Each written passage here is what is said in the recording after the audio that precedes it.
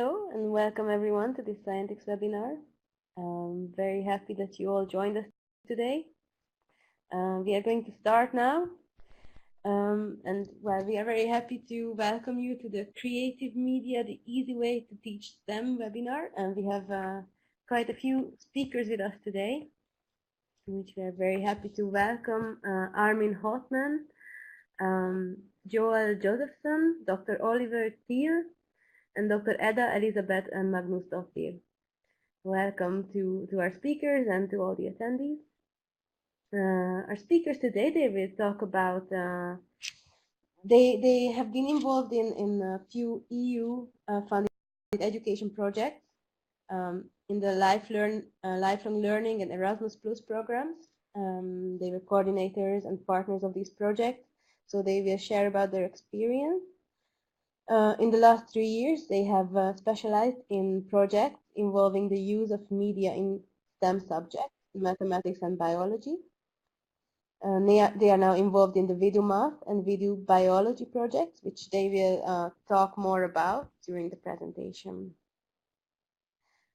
Okay, so the idea of this webinar is to introduce how creative media can be used as an effective tool of teaching STEM subjects. Specifically by looking at these two projects and how they achieved this, Voodoo Math and vidubiology. They will share with our speakers will share with us how students autonomously created media enhances learning and retention as well as motivating learning. So this was just a short introduction to the webinar today. And my colleague Noelle is available. If you have any technical problems, please write to her privately in the chat. Okay, so we will now start the presentation, and it will take about 45 minutes, and then in the end we will have 15 minutes for questions. So please post your questions in the chat, and we will collect them, and at the end we will address all these questions to the speakers. Okay, so enjoy the webinar, and I will give the floor now to the speakers. Okay, so first of all, can everybody hear me, please? This is Joel speaking.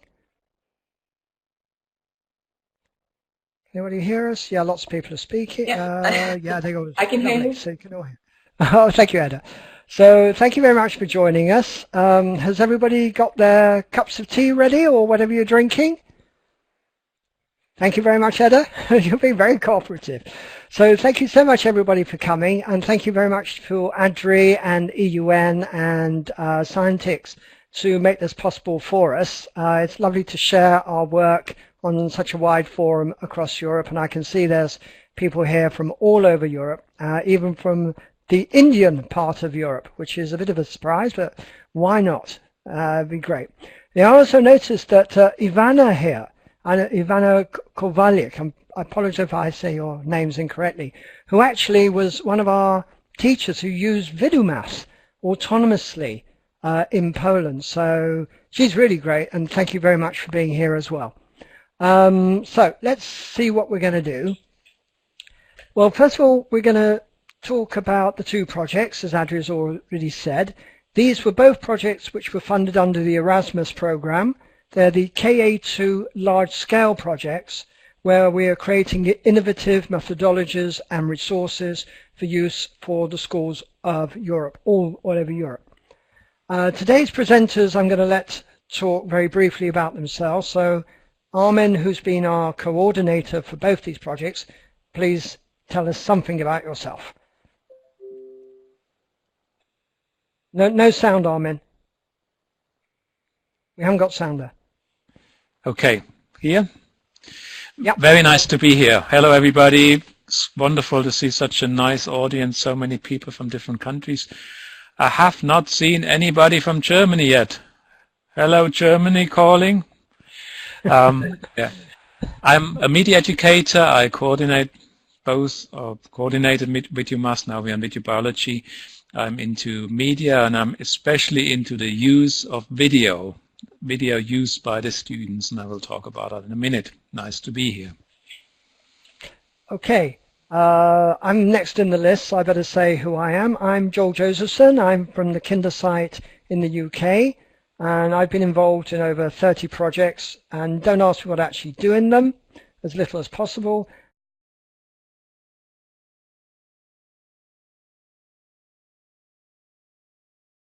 But I have specialized in dissemination and also in innovation and bringing up new ideas and bringing teams together in the projects. Oliver. Hi, I'm Oliver Thier. I am a mathematics teacher and I teach now mathematics education for students who want to become kindergarten teachers. Lovely. And sorry, your last Edda. Etta, I must try and say it properly. No problem.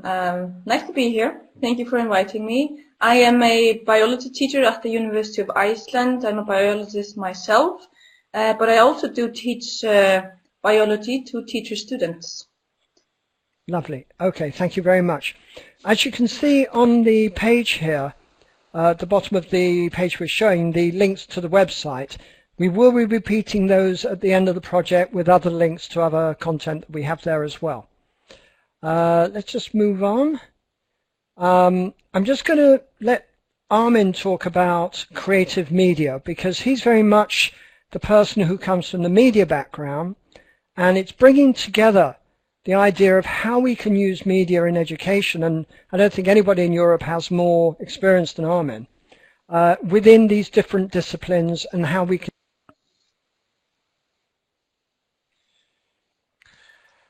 Thank you, Joel.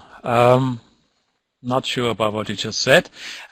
Media is massive, massive, massive, I think. Lots of different ways about using media. I want to talk a little bit very briefly about the use of video. Video has been my main thing. I come from professional video production very, very long time ago. Done lots and lots of video projects with schools, and there's different sides to it. I put a few things on this first slide. There's more general side to it. It's just still not the most common form of most common method to use in education using video, and especially children using video. More and more teachers use video as resources. They watch little YouTube clips, but have not seen, still not seen so many teachers using video as a tool for production, a tool for learning. So I'm just looking down here at the chat. If you have done video projects, I would really appreciate if you send a little line down here in the chat so I get a little impression of where you are and what you do. Video is quite cool for many students. It's quite fresh, and many students who struggle with learning in certain subjects, they might be more motivated to do that project if they use video, because it's just not a standard classroom approach. I see some, yes, I see some first things. Thank you in the chat. Video is really useful if you want to present and record what you are doing in the classroom. It can be a very short clip. You can take it outside of your thing. Can we maybe go to the second slide? Do I have to switch on myself? Yeah, thank you. Because it's quite important for you now to understand why am I doing this. I'm not doing this just that I want that children use video. I want that we use the video, the production as a tool for media education, that we learn about the media. So I want that by doing a video, by creating your own messages, by discussing, and we try to work in teams with students, working together, reflecting what you do and discussing why I choose to do this and not the other one, that students become more aware of the media. I think it's quite clear that students spend tons and tons of time in front of their smartphones and screens looking at things, but I think there's not enough time to talk about it, to reflect. And I think there should be some space in school in doing that. And instead of just having a big class discussion, I think it's quite nice to do a video project and talk about it. In both vidubiology and Voodoo Math projects, that's very much the background. I've written the applications where we come from, but we try to focus then on the two specific subjects and see what can we do in those subjects and how can video actually even more can learn help the learning of some of the themes in the subjects. And both our presenters, Oliver and Edda, will give you some more ideas about it. For me, it's just very important to enter process, to get into it. And it can be very, very simple. That's one more thing I want to say now. You don't have to create a very big video production. You can just take a few photos, put them together, or just a very short video clip, and then get started. And if you're confident to develop it further. With both projects, we always start with very simple ideas. And if you go on the websites, you see always examples and task sheets, and we often have them in different languages already, where you have very simple ideas. It should not be a burden. It should not be another big thing. It should be something playful and nice to include. And you don't have to do everything in the class either. You can do it outside of class. It can be part of a homework. You can use it for assessment. Lots and lots of different things. And just before I finish, one thing which is really important, you need to get permission from the kids before you start, or rather from the parents, because the kids are normally younger. And you need to check the whole area of copyright. You cannot just use commercial content.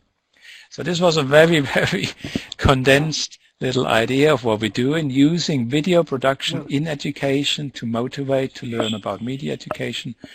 And I would like to hand over now to Oliver, who will go into that in a lot more depth. What would that look like in a maths lesson? Oliver. Sorry. That's okay. That's okay. Sorry. Just you'll have to stay behind afterwards and write 100 times. Okay. Sorry.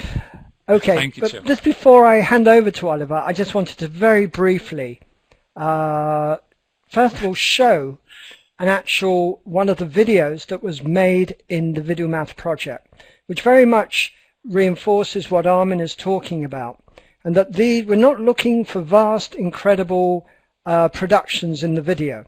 The video is a motivating tool for the learning. So I want to show one of the videos that was made by some students. I think they were 10, 11 years old, and they were asked to show equivalence. And this is the video that they came up with, and I hope it's going to show for everybody. Okay.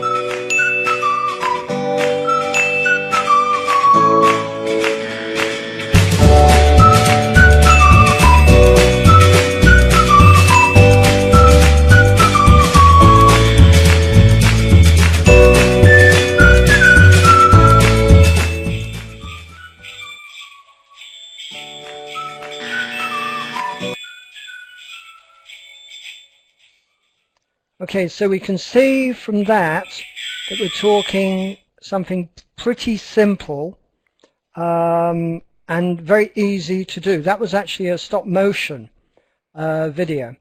So one other thing I just want to say before I hand over to Oliver is in all these projects we work with 3 modules of different levels of difficulty.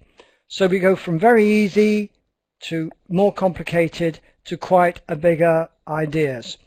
But all the videos that we have done and all the videos that are being done are being made by the children, by the students, collaboratively and autonomously. And the teachers are very much just setting the parameters where they go. And with that, I am going to hand over to Oliver, please. Oliver, just one other thing. Will you be able to move on the slides for yourself? That's very better. Okay, great. Okay, so over to Oliver, please. Yes, I think so. Yeah. Yes. So I'm a mathematics teacher, and mathematics is a very abstract subject, and that is often the problem, that when we teach mathematics in school, then we focus very often on the symbolic representation, that the children learn the number symbols and the symbols for the operations, and then they have to learn the rules, how to manipulate those abstract symbols, this special language that is developed to work with mathematics. But you cannot say that you really have understood mathematics if you are not able to relate those abstract concepts to the real world. And that is shown in the diagram here in the picture, that this abstract 12 minus 4 is related to situations in the real world. And we have to make this translation. And it is best with it when the children can handle concrete material, move things around to work on these operations by really operating with stuff. And a more abstract representation, but not that abstract as the symbols, is to display what is going on a picture. And that is abstract because a picture is static. You cannot see what is happening.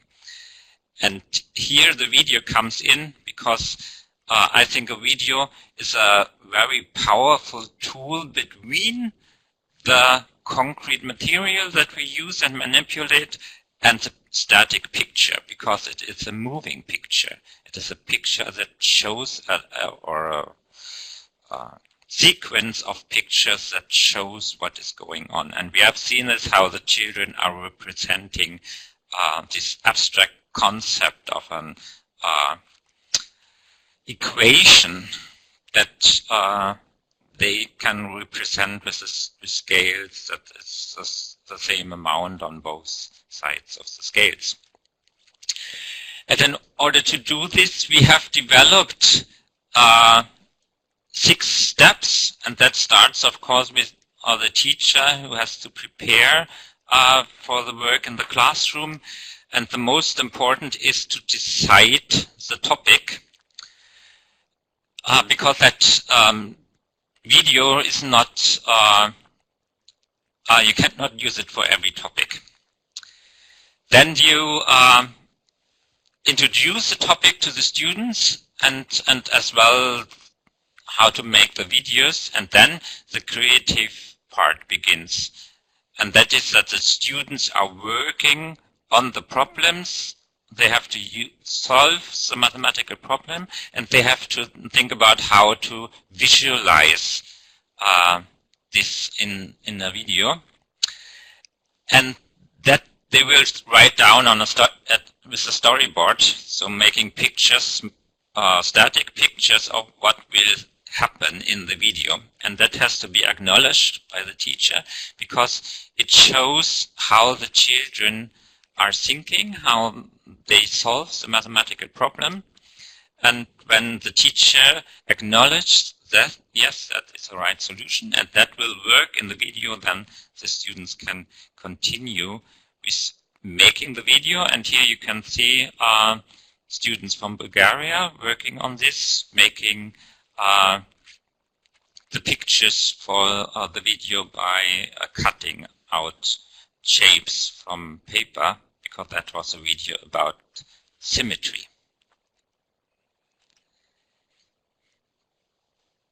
So in the filming process, there is still mathematical learning happening, because the students will experience that not all this theoretical idea that they had when they thought through the problem and made the storyboard, that sometimes it works not in the video as they thought, or sometimes they do not do in the video when they're working on the filming exactly the same that they have thought before when making the storyboard. So this is a dynamic process. The children work with concrete material, with manipulatives, and make very important experiences. The next step is a post-production, and that is very important for the children's motivation, because that is the fun part, to make the video look nicer and to add music. And that is the part that is important for them, for Armin, for the media pedagogy. And for the mathematical learning process, the last step is very important, that the students appreciate each other's videos, because everyone has such a lot of effort in making this video, and then reflecting on the videos. So we watch the videos, and by watching how the other students have solved the mathematical problem, you learn as well, and you have to explain your thoughts and think through the process, what you have done. And when we had the tryout in Norway, we gave a questionnaire to the students. So they asked some questions about how they perceived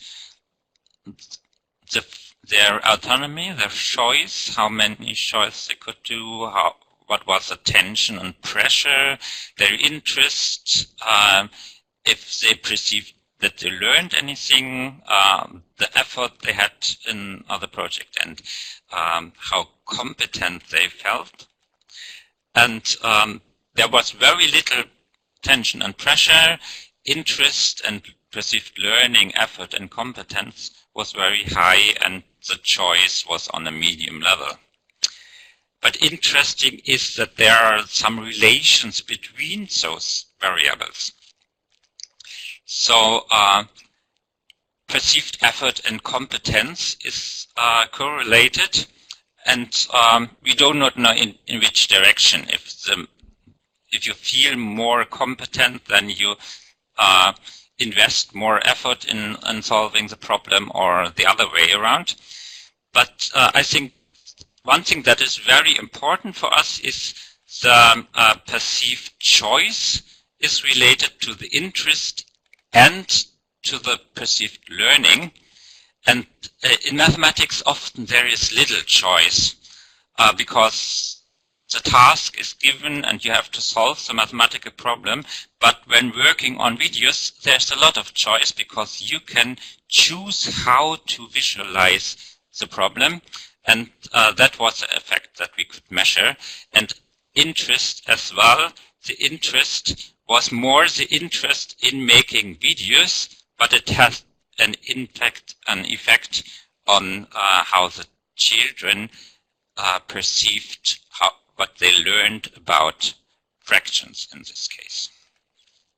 So that is a correlation, that is even a regression that goes in this direction. The more the children are interested in what they are doing, and even if it's doing videos and not solving math problems, the more they have the feeling that they have learned something about mathematics.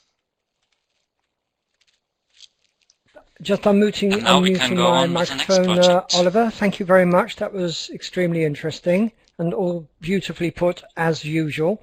I just want to, before we go on to the next project, I just want to show one more video from Voodoo Math, which was one we actually made for teachers, showing some of the ideas that we brought into the project. So hopefully I will get that working. Here we go.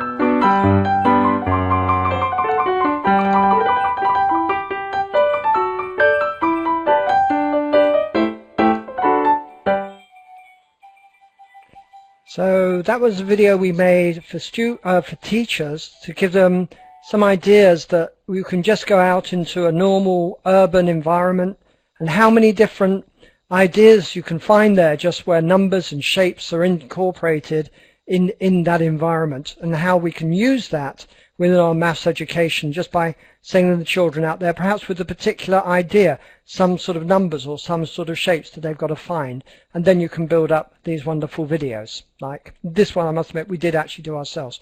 One thing I haven't done, and I must do, I've forgotten, is actually given the names of the partners in each of the projects. It's very important that, you know, the people who did the work for these projects are acknowledged. So in Voodoo Math, we had Culturing in Berlin, that's Armin, the University of Coimbra in Portugal, Fachhochschule, I can never say that properly, Bielefeld in Germany, Queen Mary's School in Trondheim, which Oliver represents, and the 32nd School, which is in Sofia, Bulgaria, which is a school in Sofia. In vidubiology, the partners are Culturing again, the University of Kassel in the middle of Germany, the University of Iceland, who Edda represents, and the National Management School of Bulgaria, who are bringing different schools from all over Bulgaria to get involved in the project. I'm now going to go on to vidubiology, and this is actually an ongoing project. We're halfway through the project. Last week we actually had a project meeting in my town in Chester, and we had the opportunity to do a wonderful workshop for teachers in Chester Zoo, which is one of the best zoos in Britain. And the ideas that have come out of these are quite fantastic, and we're still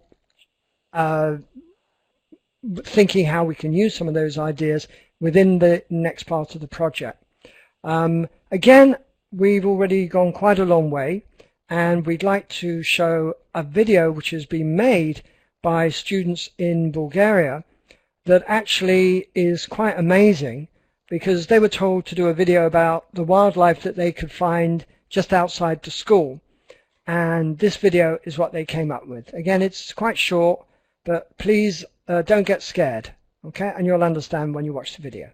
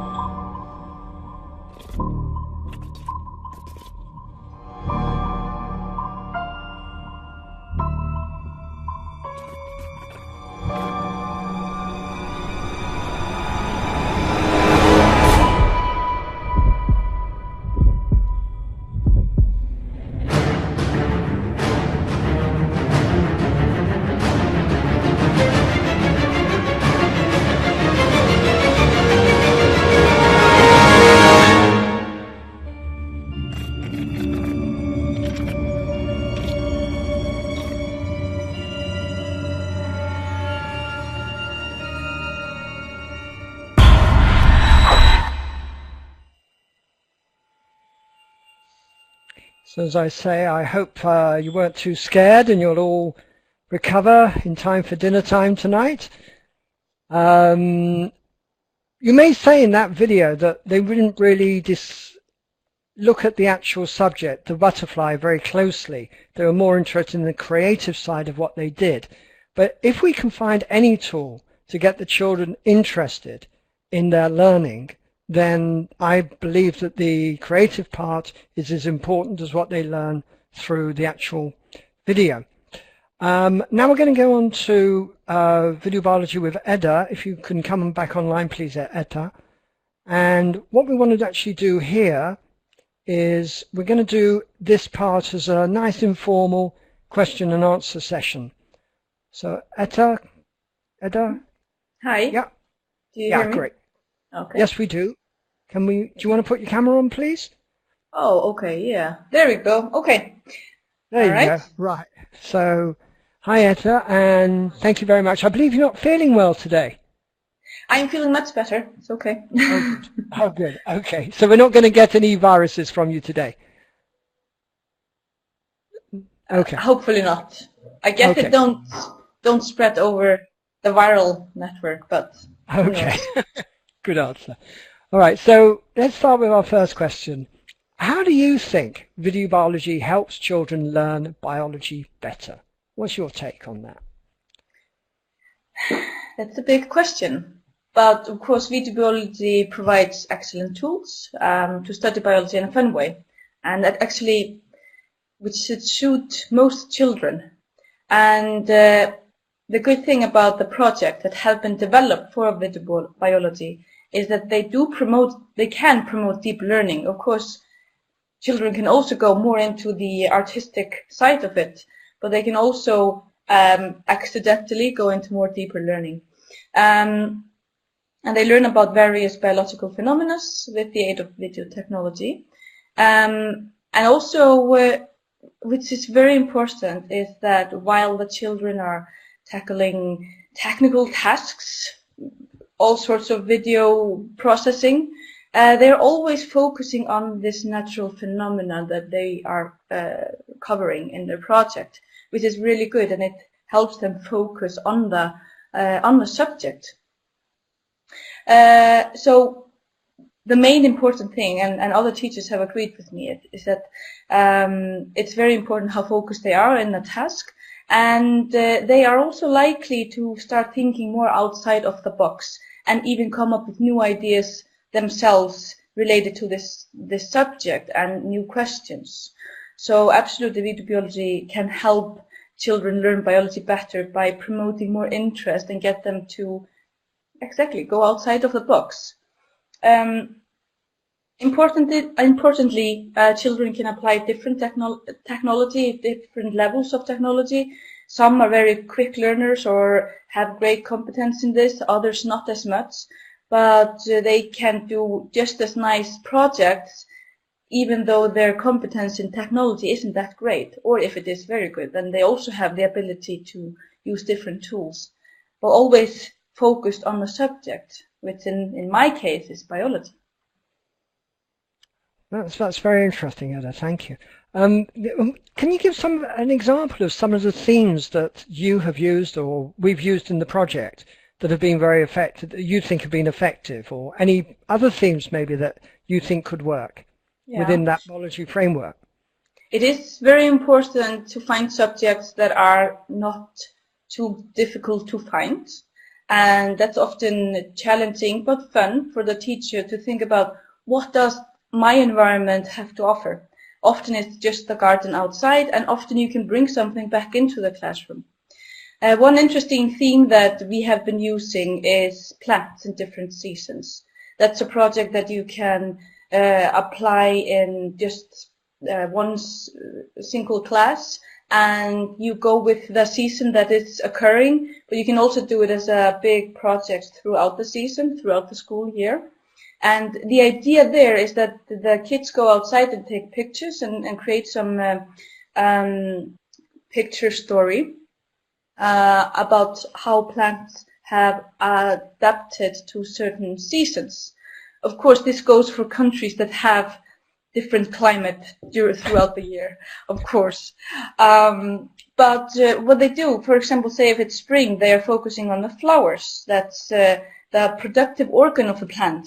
And many children don't know about that, but they know about flowers, and they're beautiful. But they will have to know, what is a flower? And when it's fall and it's becoming colder, the trees will shed their leaves, and instead of leaves, there are little buddings on the trees, and they can take pictures of that and explain how the trees that have leaves, how they protect their bodies throughout the winter. But the images that come out of this can be very beautiful and very nice photo stories, but they're always focusing on, what is the plant doing and what's the season? Other ideas which are more suitable for movement or videos, for example, animals on the move. How are animals adapted to movement, and how do they use their shape or their body to do a particular movement, such as flying of the bird or running by the dog. But there are more ideas. You can do very interesting time-lapse videos, for example, of plants growing or metabolism of yeast. These are very nice projects to do inside the classroom. So there are endless of ideas, but these are the main ideas that we have been working with so far, and they have proven very useful in this sort of project. That's great. Thank you, Ada. It's very. There's a lot more ideas than we've actually already discussed. So it's great to hear. Of course, the big question always is, particularly to people who may not have tried videos, has learning occurred? And is it improvement? Does it take a lot of time? Do we have better results? What do you think? What's your thoughts on that? Of course, we are quite early in this project, and we haven't had all the outcomes yet. But in terms of pedagogy, this project, the vidubiology, is excellent for inquiry-based learning, for example, and fits well within the idea of STEM learning. So the vidubiology projects are actually designed as inquiry-based learning, where the children are involved with choosing the subject and come up with their own research questions.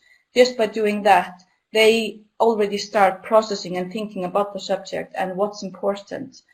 Now, what comes next is that they do go out, and they're always doing this in collaboration with their teacher. They're doing this in groups. So they are encouraging and getting better in talking and communicating and sharing ideas.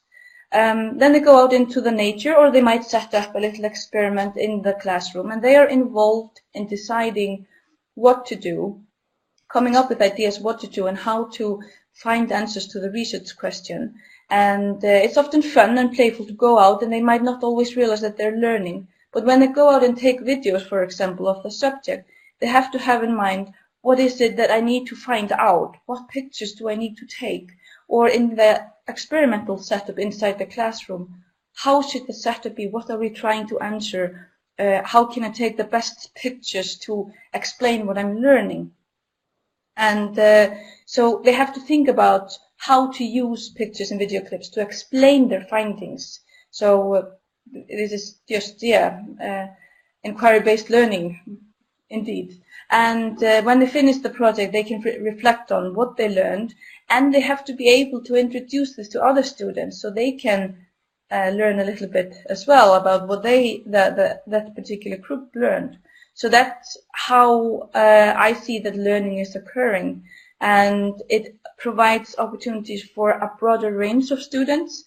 They might have different strengths, and this can induce their competence in many ways, whether it's social skills or just simply learning biology or learning more about technology.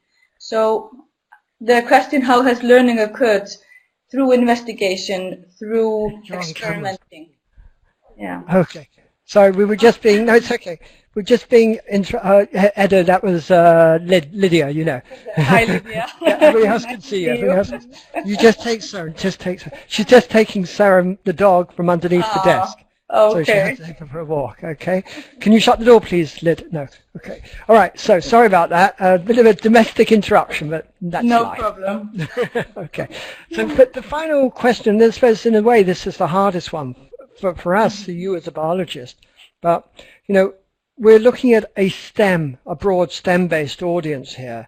And we've seen that there are some maths teachers involved who've mentioned themselves. I don't know about biology and the other STEM areas, but how do you think these methodologies could be applied in the other sciences from your experience from this and your understanding of science? Obviously, you're a biologist. It's a tough question, I know. It's a bit of a toughie, but somebody's got to do it. I will not come up with ideas for math teachers or physics teachers. I could if I have time to sit down a little bit, though. But I think about it. But I will give you a general answer. But this is absolutely useful for, I think, all subjects. It just depends on whether the teacher is interested.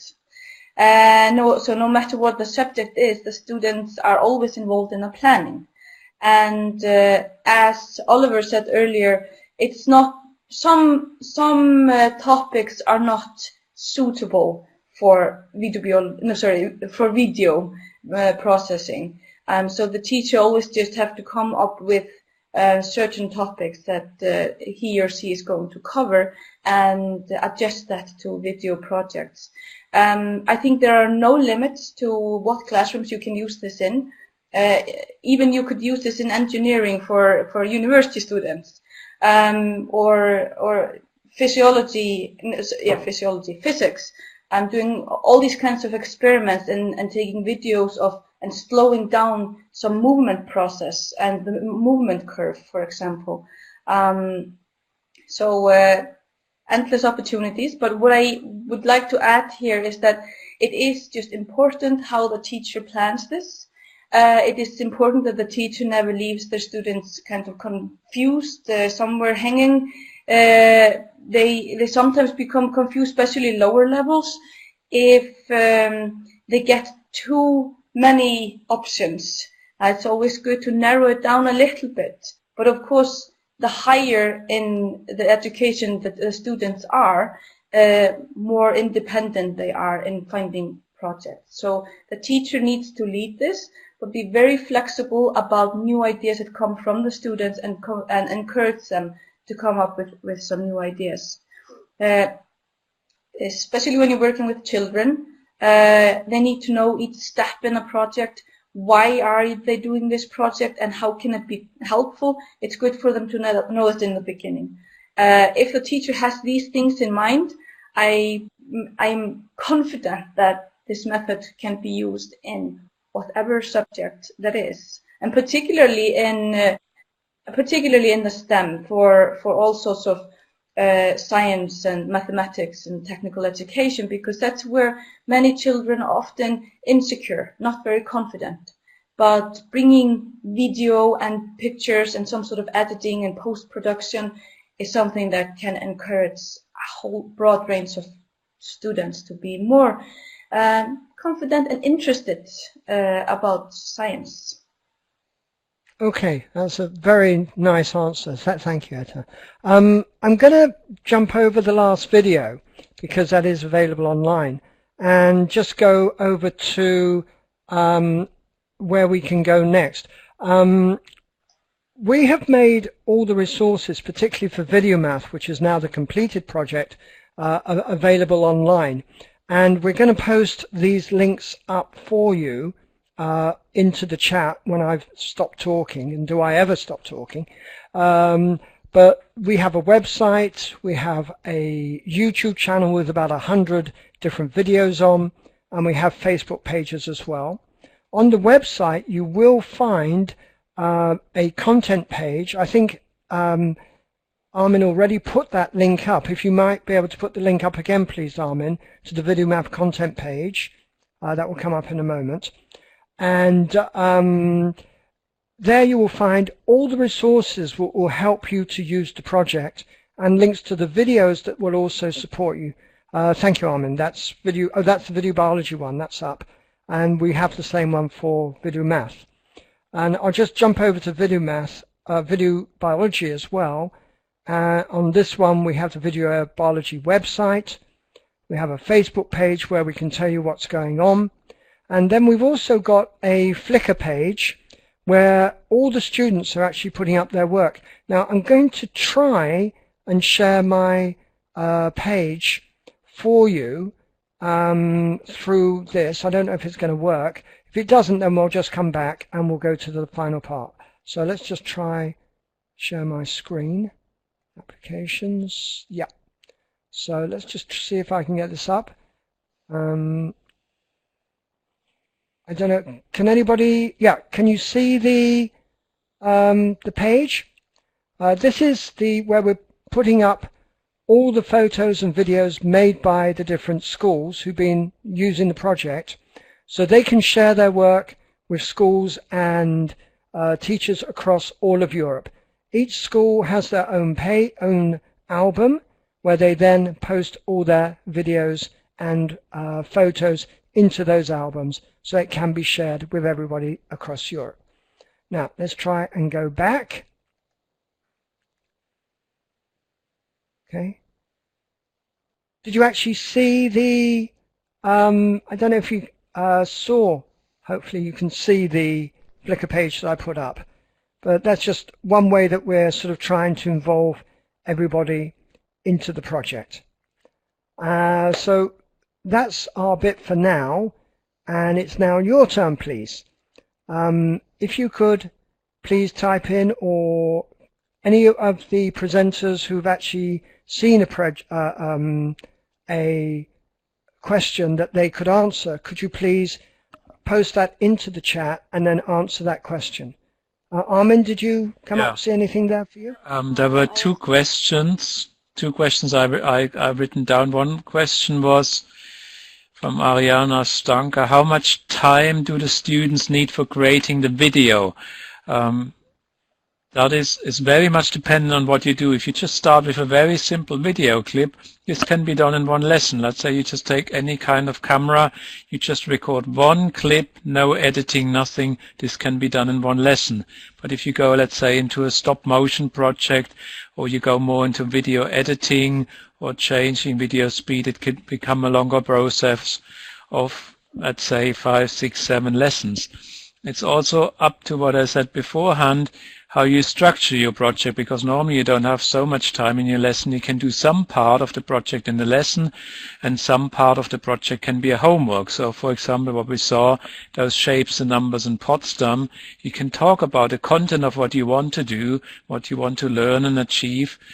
You can put the kids into teams, and I think somebody asked about the group size of team. We normally have 2 or 3 children working together. The teamwork is very, very important, because that's where reflection and development happens. It's not good if kids work alone. But back to the time issue, you can prepare ideas in the lesson, and kids can go out after school and take some photos in their neighborhood about shapes and numbers. So that doesn't have to be in your precious lesson time. So there's a lot of different ways of going about. Okay. Any other questions? Maybe question of technology, I think, came up somewhere. Somebody asked about use of mobile technologies. That's again up to if you're allowed to use smartphones in your school or not. Some are freer. Then it makes sense if kids can use their own technology. They know it, and they actually bring in the school content, the project, lesson content onto their phone. It's a good argument. If that is an issue or you can't trust your students or the policy is different, you can use any kind of technology. That can be a webcam. What we use now, it can be, what we use a lot are the old-fashioned kind of cigarette box size compact cameras. They often have a video function as well. It's not about an amazing quality of video. That's not the goal of the project. The kids can do that, and you have to have even better cameras. You can take it further, but the main idea is about using video. Okay, that's great, Armin. Thank you. Is there, Ivana asked, can we still participate in the Voodoo Math project? And the simple answer is yes, please. We'd love you to. And if you need any help to do so, I've actually put my email address up on the chat just now. You're very welcome. Anybody is very welcome to write to us, and we'll try and help you to use either project. Yeah. Any other questions, please? Yeah, maybe we should, you mentioned already, Joe, but just say again with vidubiology, which is our running one, we really would love some more feedback and testing. So if you have any interest to participate, that link I send, the content vidubiology page, gives you quite a clear idea what we're working on. Any kind of projects you do, and please come back to us, contact us. Would be great to see more examples and get more feedback, what is working, what is not working, because we're still in the middle of producing the material. Okay. Good. EUN, do we need to finish? We're 51 minutes now. Or can we take more questions if there are? If there are any more questions, we can take some more. We have 9 more minutes until we close the session. So if anyone has any more questions, please address them now. Thank you. I see multiple attendees are typing. Some are typing, but there's lots more to say, but I'm just thinking of what is really important for every project, that you show what you've done in the end.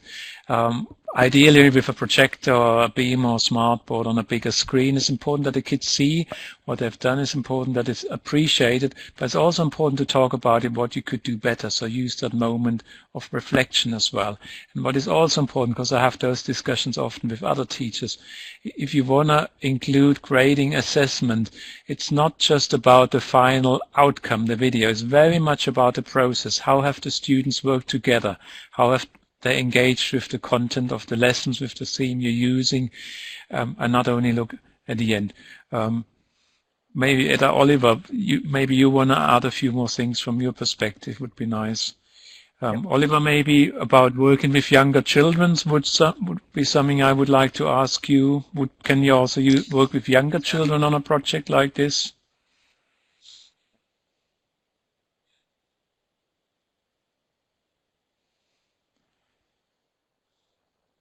Yes, I guess so. So we had we have worked with children in grade 3. So the only thing is that they have to be able to take pictures, and that is often the very young are still already able to use a smartphone to take pictures. So I have, in fact, a colleague who is making such things in kindergarten, that the children in kindergarten take pictures of their environment, and then they talk about the pictures. Or so maybe a stop-motion video would be too advanced for kindergarten children, but in grade 3 or 4, it is no problem at all. And there was a question about group size.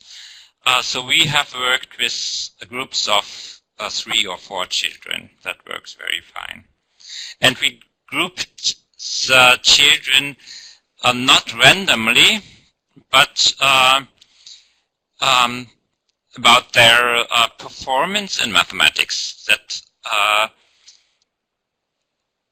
so when all the students that struggle with mathematics are together in one group, then they have to engage in the problem and have to engage in making the video, and they are often very competent in making the videos, even if they have problems in mathematics. But if you mix up the groups and you have the children that are very good in mathematics together with the weaker ones, then the good ones will do the work and the weaker ones are just watching. So we have very good experience with having the children that struggle together and to challenge them to work on the problem. And the video helps them to express themselves. And I must say that Oliver, he answered quite well and came up with answers that I had in mind, particularly about the group sizes. And the one, for example, just one experience that I remember is that we had a group of 3, which is usually a really good group size. But in this group, we had 2 very outgoing and active girls and 1 very introvert boy. And the introvert boy didn't participate at all. He just had his hood on the whole time. So we saw there we have to arrange the groups a little bit better. And the teacher, of course, knows children and needs to account for this as possible, to have different abilities, line them up according to their abilities, basically. Yeah. Okay, excellent. Are there any other questions for us? I would like to. Because I've got a question for you. Okay. Of the attendees here, would you like to actually try the project? Because we'd be very happy to actually help you test, particularly now either project, but particularly the vidubiology, as Armin said. We'd love other teachers to try it out in their schools, to see if we're on the right track and to get your feedback as well, because it is an ongoing project. Be great, yeah. Yeah. While you're typing, just to say we have lots of video tutorials and supporting video files as well, so you can use those. There's YouTube playlists with lots of examples and helpful videos. With Voodoo Math, we have a very nice booklet which you can download for free in PDF format. Vidubiology, we're not that far yet. That is a very, I think, quite a useful resource to get into the whole thing. Yeah, and we'll put those links on the chat again in a second. I'm just I don't know if you've got them ready, Armin, but if not, I'll just dig that link out. It's included at the handbook is.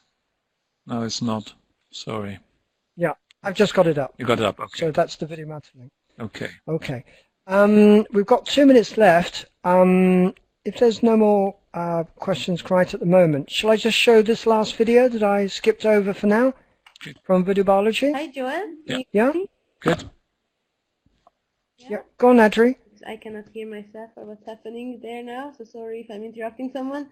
I also wanted to mention that some of the resources that you created are also available in the Scientix repository, which is very useful for the teachers who are present here, because these resources are also available for translation. I cannot hear you at the moment, so if you want to finish the session, I just want to say that the feedback form is available for all teachers who attended. My colleague Noel posted it in the chat. And well, thank you very much for being here. If you want to add some last notes, that's okay. And then good luck with your further cooperation.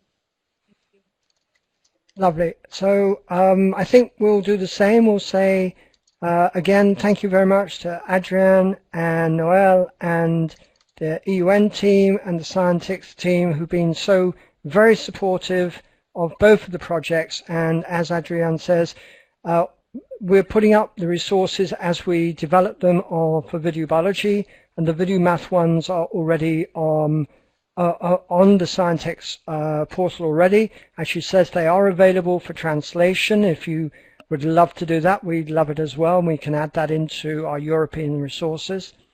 So as far as I'm concerned, thank you very much to my fellow presenters, Etta, Armin and Oliver, for supporting and helping this. And thank you to Adri, and thank you for all of you for attending. And guys, your turn. Thank you very much. Thank you. Okay. Yeah, please come back to us, contact us, use our ideas. Thank you for joining us. And thank you for all the links. I just put that in. I will go through them, copy them out of the chat. Okay. So that's it. I'll just put my email address again. Goodbye. And goodbye from us. And goodbye, Etta, Armin and Oliver. Bye. See you all soon, I hope. Bye, Oliver. All the best. Bye, Etta. Bye, Oliver. Bye, Etta. Thank you.